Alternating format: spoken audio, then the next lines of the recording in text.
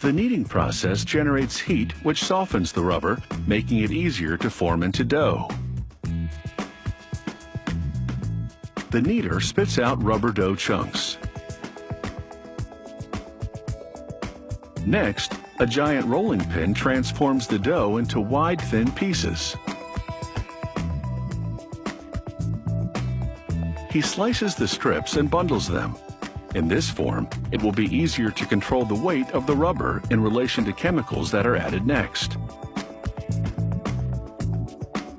They roll the rubber with a precise amount of sulfur and other chemicals that strengthen the rubber and make it more elastic.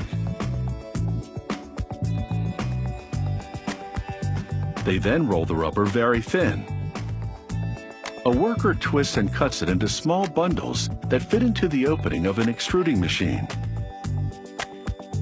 It forces the still warm and malleable rubber through dies to shape it into long, hollow tubes. The extruder injects air and talcum powder into the tubes to keep the walls from collapsing and sticking together while warm. The tubes cool down in a trough of water, and they deflate as the injected air dissipates. Next, these aluminum poles will serve as molds for the tubes during curing, giving them the correct shape and diameter. The worker slides the tubes onto the molds. The talcum powder injected into the tubes during their extrusion will also act as a release agent, keeping them from sticking to the molds during curing.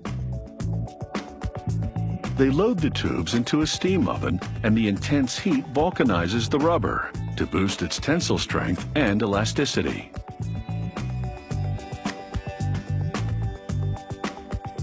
Out of the oven, workers inject air between the tubes and the molds, making it easier to peel the now vulcanized tubes off. They rinse the rubber tubes to remove talcum powder residue. There's so much that the water turns milky white. They hang the rubber tubes to drain away some of the water. By the time they're ready to cut, they're a bit too dry, so a worker splashes water onto them. With the tubes moistened, the next operation will run more smoothly. He feeds several tubes at once to a rotating blade which carves them. This creates elastic bands that are exactly the same width. In this case, that's 1.5 millimeters, an average thickness for a rubber band. With this system, they can cut 500,000 rubber bands in an hour. It doesn't take long for the inventory to pile up.